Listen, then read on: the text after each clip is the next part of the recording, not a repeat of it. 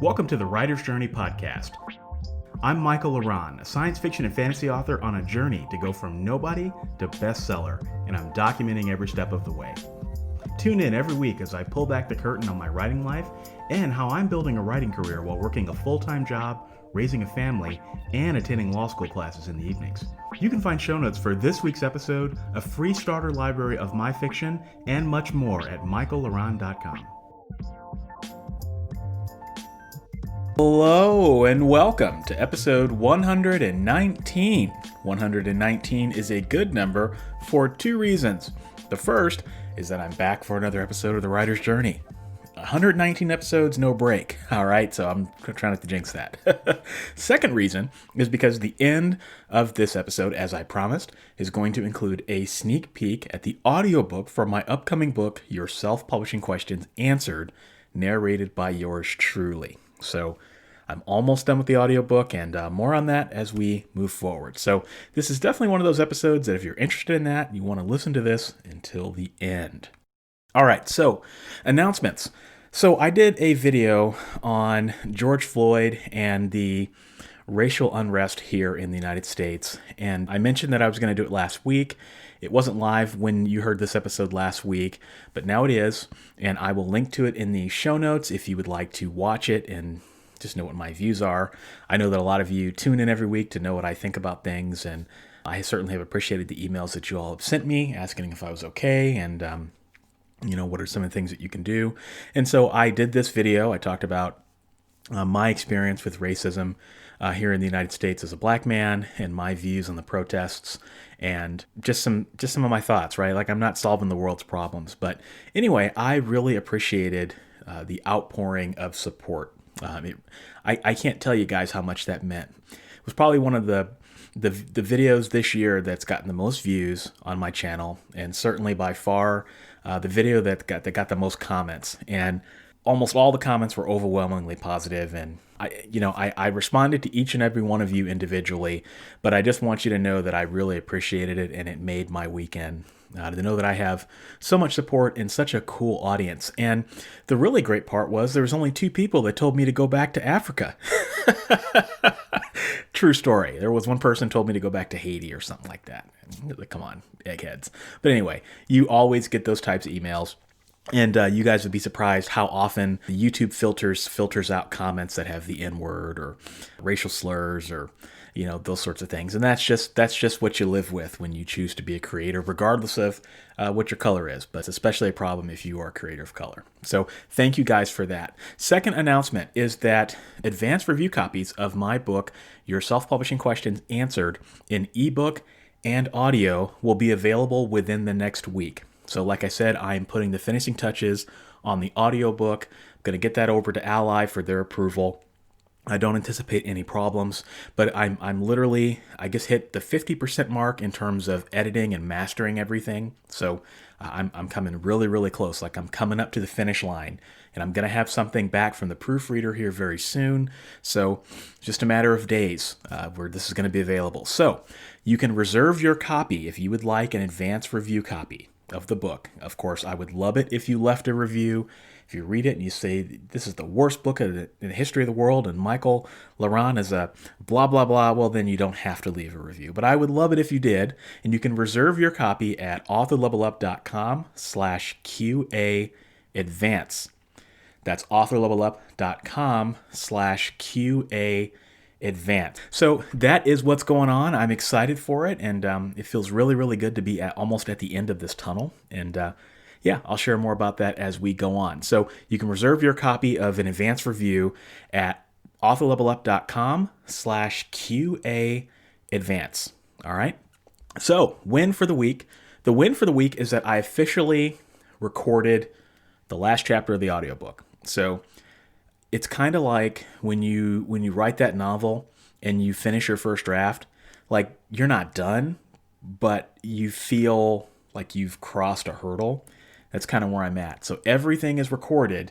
Now it's just a matter of going through and scrubbing the outtakes. Some of the things that there's some sentences where maybe I said them incorrectly or I mispronounced a word, that sort of thing. But it's really not that complicated. It's more mindless than anything else. And I also have to compare what's on the page with the final audio. Right? So sometimes when you narrate an audiobook, sometimes it can be easy to forget words, or sometimes maybe you'll say something that's not on the page. It's all accidental. So I got to make sure that everything matches as close to 100% as possible. And there's some things where, like, I have to make adjustments in the narration, even though it's not on the page. So, like, for example, there's a sentence I said where, like, if you're interested in learning more about this, continue reading, right? So what I have to say in the narration is, if you're interested in learning more about this, continue listening. Like, stuff like that. I have to make sure that everything sounds presentable. So that's my win for the week, that I finished, I guess you could call it a first draft of an audiobook. It's kind of fun. Lessons learned this week, all right? So some interesting lessons that I learned. The first is a writing lesson, all right? And this has to do with audiobooks. I realized I had one of my chapters narrated, and I was listening to it, and I happened to be responding to some emails while I was just listening to what I had recorded. And as I was listening, I kept thinking to myself, this sounds really fast. Like there's not much of a break between the sentences. And so I went back and re-recorded, and I did some editing to make everything a little bit more elongated, right? So like I don't just keep talking. There's a bit of a break, a bit of a pause between sentences and major points so that you can absorb the information as an audio listener, all right? Because I think that's important. And so when I did that, I think the original chapter was like 31 minutes. And then when I expanded it and I took my time a little bit more, the chapter ended up being like 42 minutes, right? So like if I think about this book having like 15 chapters, like that's 150 minutes. And when you think about audiobooks and length, people tend to like longer audiobooks. And so one of the things that I found that I thought was really interesting is that if you take your time with your narration, that results in a longer audiobook, which results in better accessibility for the reader, because not everybody likes fast talkers, right? And then the longer your audiobook is, the more money you'll make from each sale. So all of these things are really intertwined in this really unique way. And so that's just it's a lesson that I learned in writing for audio, that longer is better, but also longer is, in the right circumstances, more accessible to more listeners.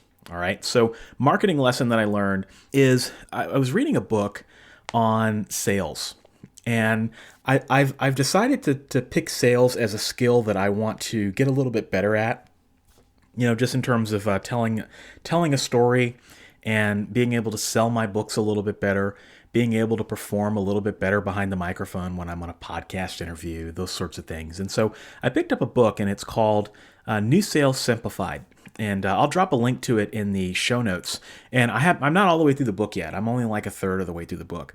But the person that wrote it, he's kind of a true blue sales guy. And he believes in the old school ways of sales because he believes that those ways have been lost, and that if you boil sales down into 3 different steps, if you just try to simplify it as much as possible, the core message is that sales has 3 steps. The first is to pick a target.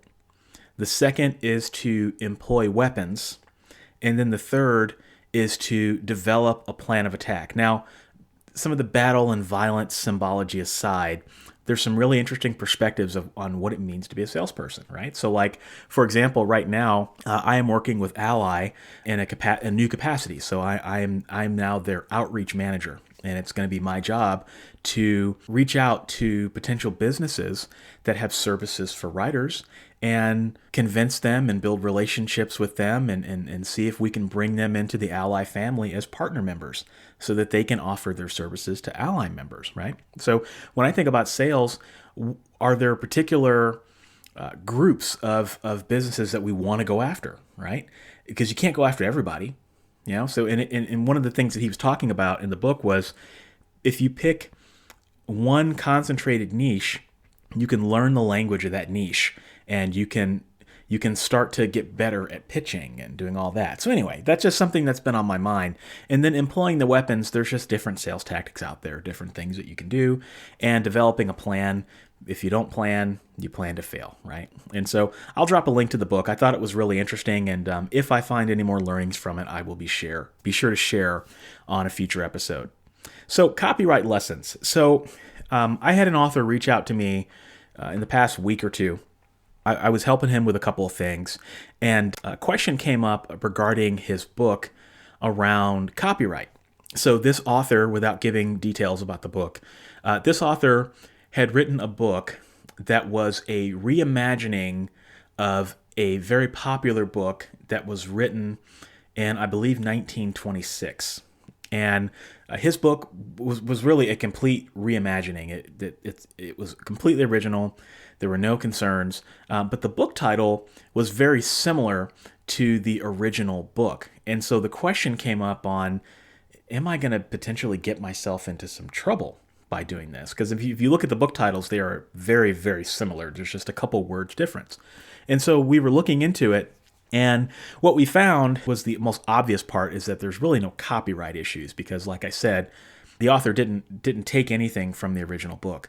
So there's no copyright infringement issues. And really, when I think about the book title, we did a trademark search to see if there were any existing trademarks on that particular title, because that's one way that you could potentially maybe get into trouble.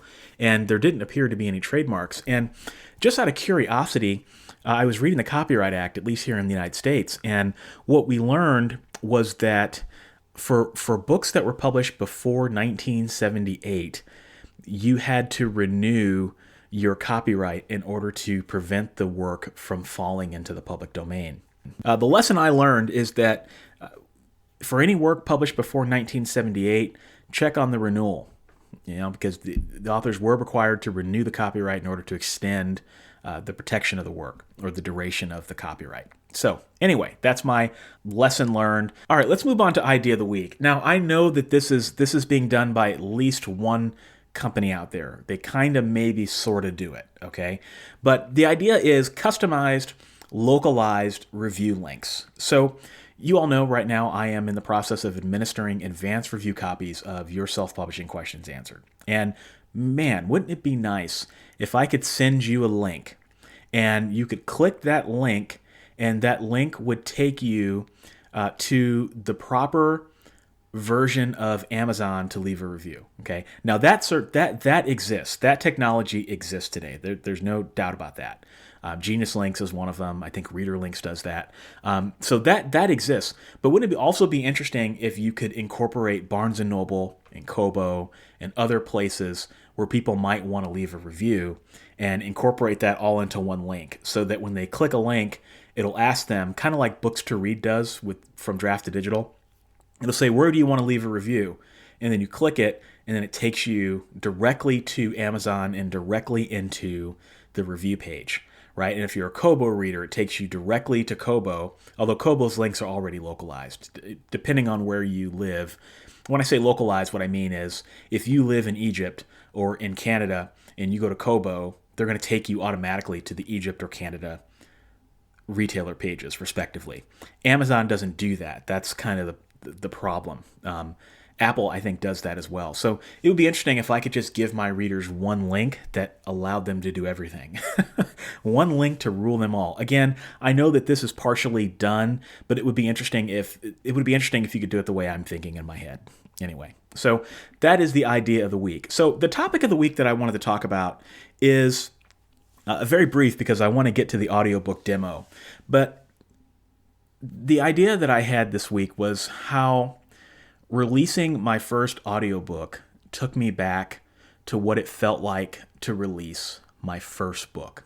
So I started publishing in 2014. You guys know, I think I've talked about this on the show.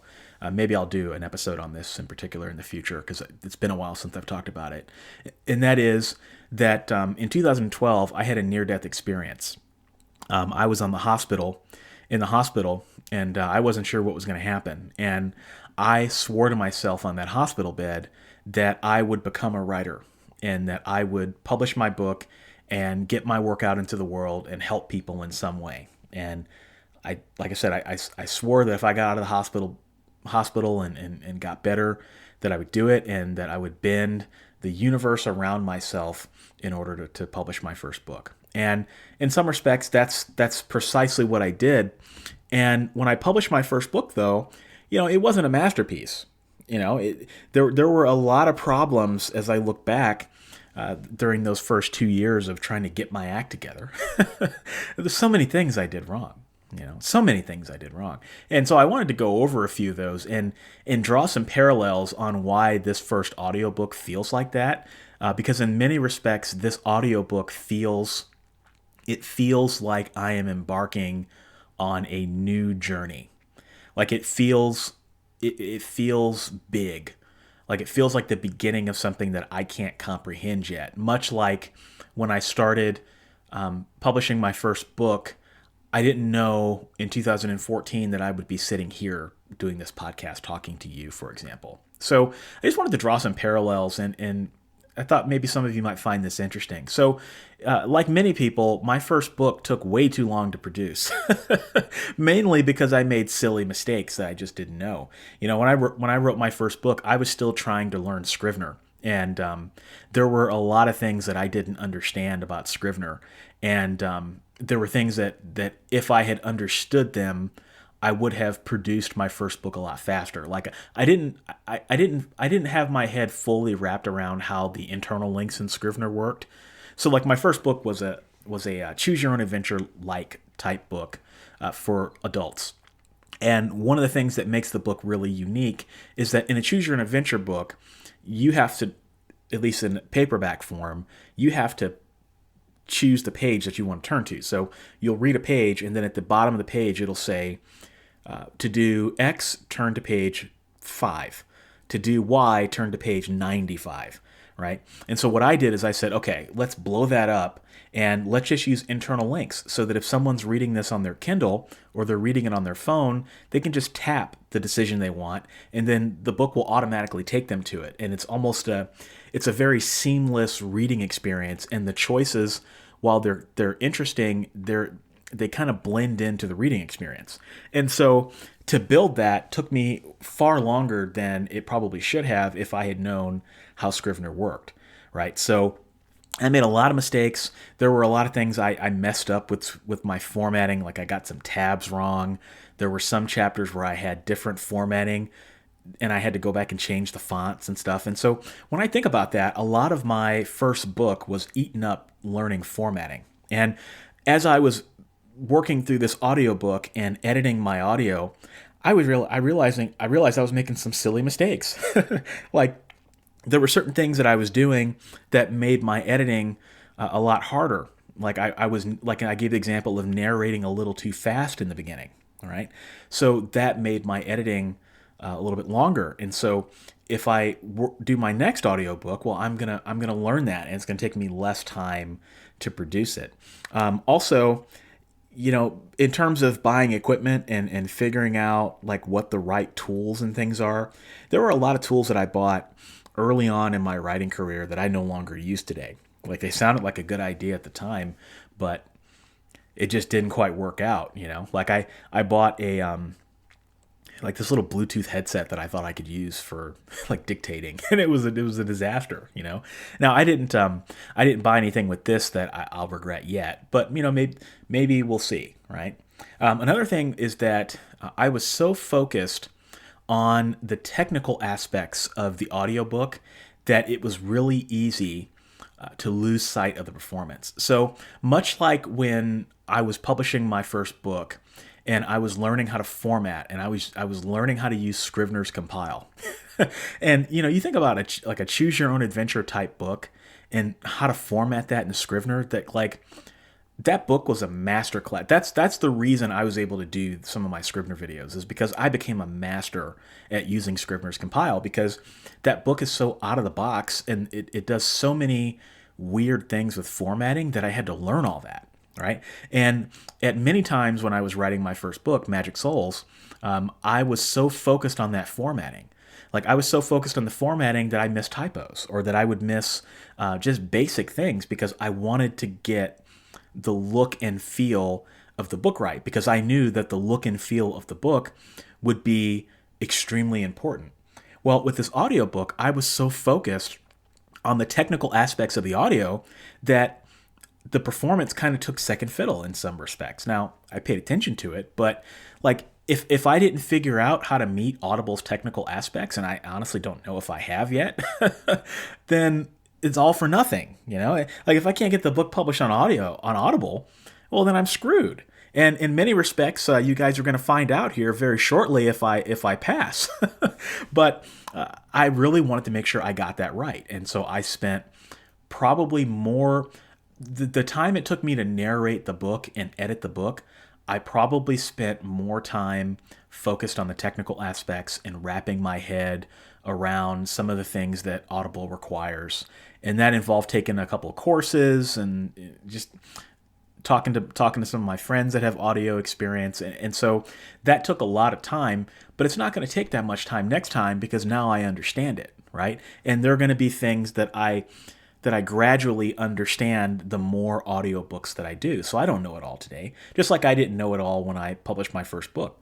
There were still formatting faux pas that I made. There were still writing craft things that I had yet to even understand. And so with this audiobook, it makes me feel the same way. Like I'm really curious 5 years from now, when I look back on this audiobook after I've done a few more, how I'm going to feel about it. You know, and one of the things that I've always said to myself is I've learned to be kind to myself, right? Because I know that I'm probably going to cringe, and that's fine, you know, because you gotta be able, you have to cringe in order to smile down the road. That's a really bad analogy, but I hope you guys understand where I'm going here. And another thing that was really interesting about this as I was editing this book is like, I heard on back when Johnny, Sean, and Dave had the self-publishing podcast. I think they have a podcast now. It's called The Story Studio. But long time ago, you know, I used to listen to all of their episodes, and on one of their podcast episodes, they said that your first book represents all your hopes and dreams, and it's so true. Like I look at my first book, and like it was an interactive novel. It was a really, really odd format that was ahead of its time. The story was really quirky. And I look at my fiction and I look at my brand and many of the things that I'm doing now. And that book, in so many ways, encapsulates exactly what I'm doing today. I would have never known that.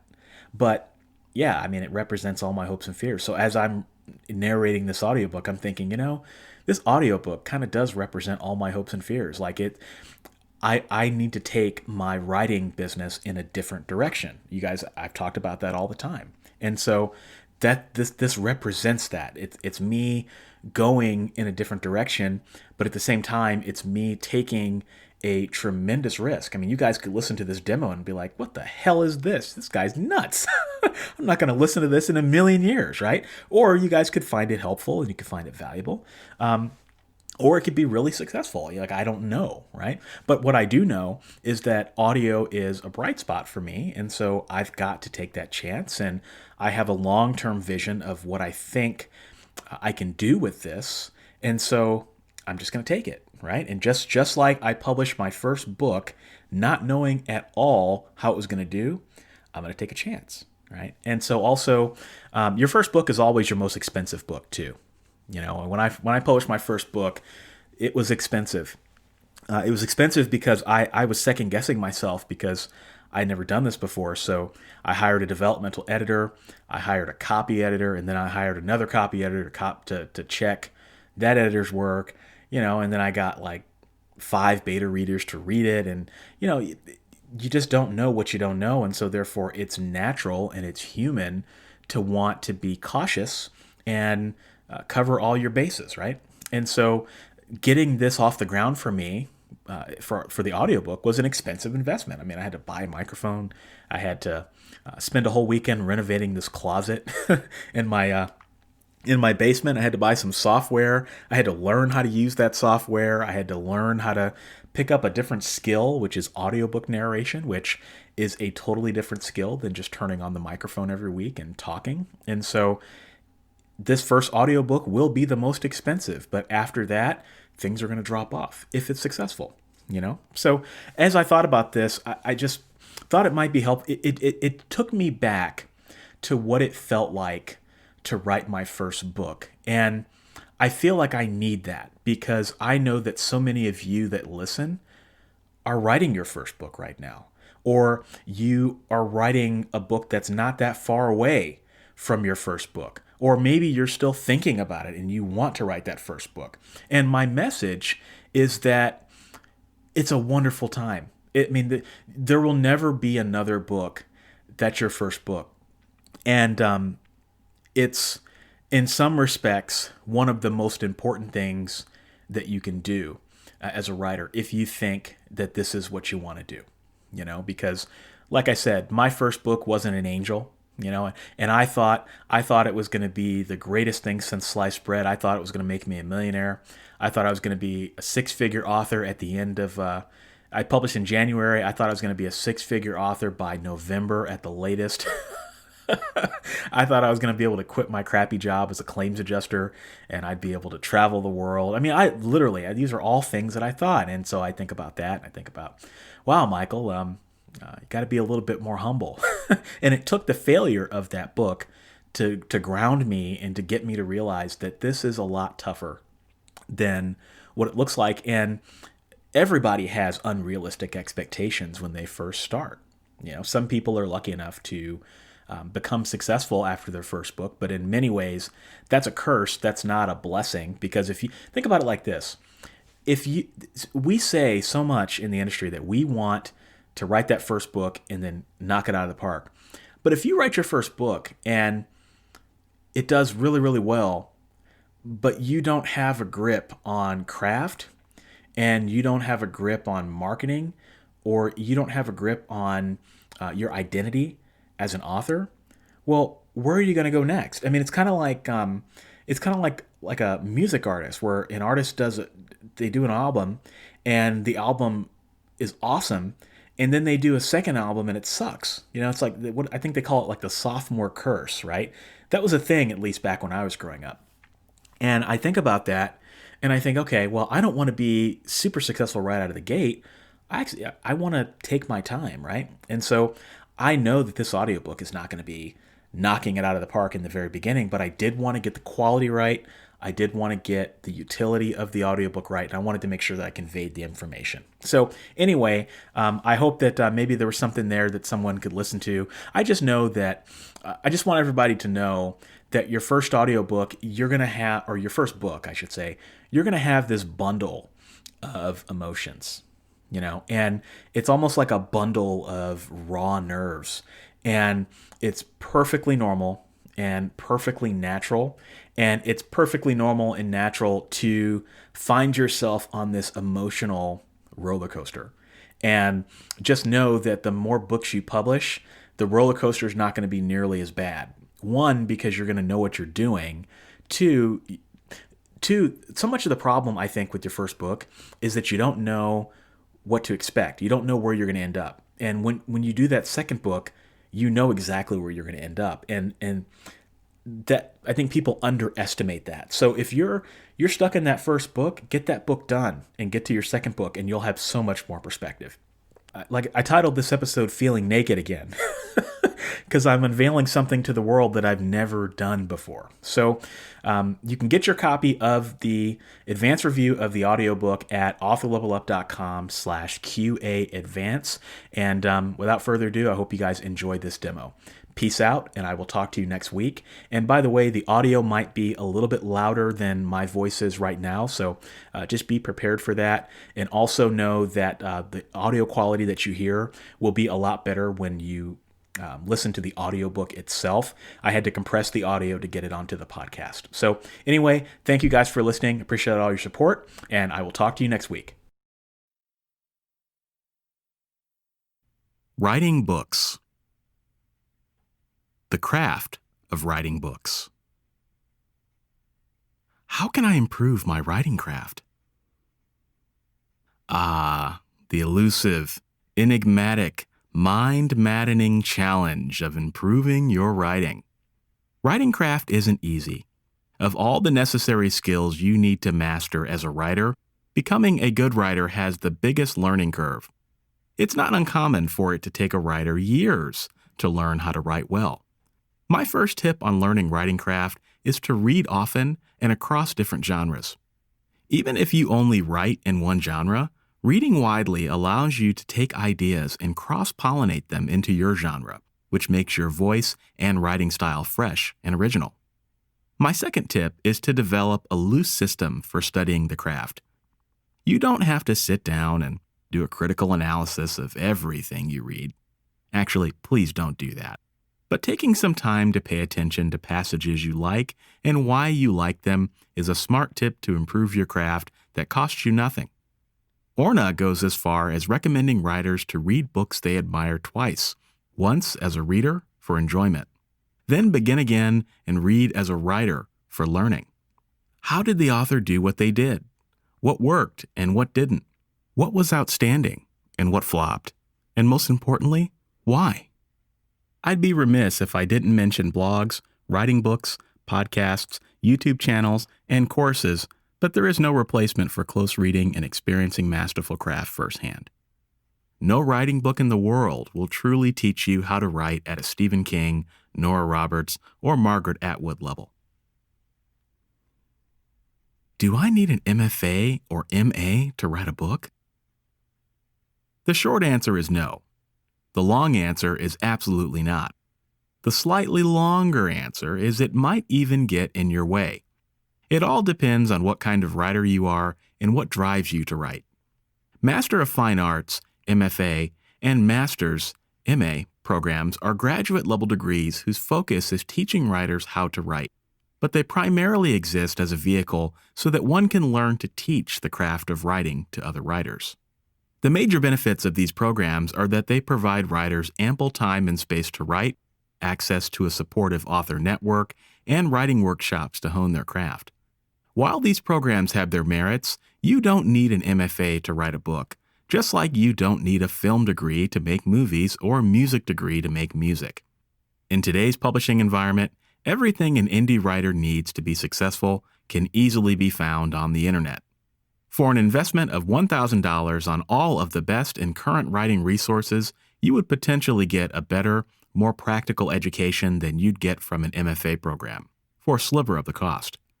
You won't get the campus experience, but I'd rather pay $1,000 and take my chances versus incurring tens of thousands in student debt that the campus experience provides. That's my personal opinion, of course. Should I write fiction or nonfiction? Most new authors instinctively know what genres they want to write, but some don't. If you're one of those authors in the latter camp, it could be because you have wide-ranging interests, or because you're still trying to figure out what kind of author you want to be. If you're in doubt about what you truly want to write, I recommend reading a truckload of books. Go to your local library, wander the stacks until you get dizzy, and read dozens and dozens of books. Find out which ones resonate with you most. When you find that book that makes you feel fuzzy inside, like you could read it over and over again, write that. You may think, if I already read a book like this, why write it? Because no one will write a book like you can. That's why. Even if you write something similar, you're going to put your own unique spin on it, and readers appreciate that. Invest in finding your true writing passion, and it will be worth your time. How do I come up with story ideas? Keeping your creative well full is an important way to maintain your vitality as a writer and avoid burnout. The best way I've learned to never run out of ideas is to capture new ideas daily. I use the Evernote app on my phone to write down ideas as they come to me. You can substitute Evernote with any common note-taking app. They all work the same. I also value people watching. Whenever I am in public, I pick one person out of a crowd and I ask, what's this person's story? I try to capture it in a few sentences. I refer back to my Evernote app whenever I need inspiration. I find that old ideas blend together with new ones and create interesting hybrids. Orna has long promoted the practice of free writing, where the word free is an acronym for fast, raw, and exact but easy, which is a proven method for idea generation that has a host of other benefits. You can find out more about Orna's method of free writing by checking the resources section. However you decide to capture ideas, by hand, by app, or even by voice, remaining open to nature and your surroundings will help you develop a writer's eye. Thanks for joining me this week. If you enjoyed this episode, you'll enjoy my backlist episodes at michaelaran.com/podcast. For your free starter library of my favorite novels, join my fan club by visiting michaelaran.com/fanclub. If you're a writer and want to connect with me further, check out my YouTube channel, Author Level Up, for helpful writing advice at authorlevelup.com. Thanks for listening, and I'll be back next week.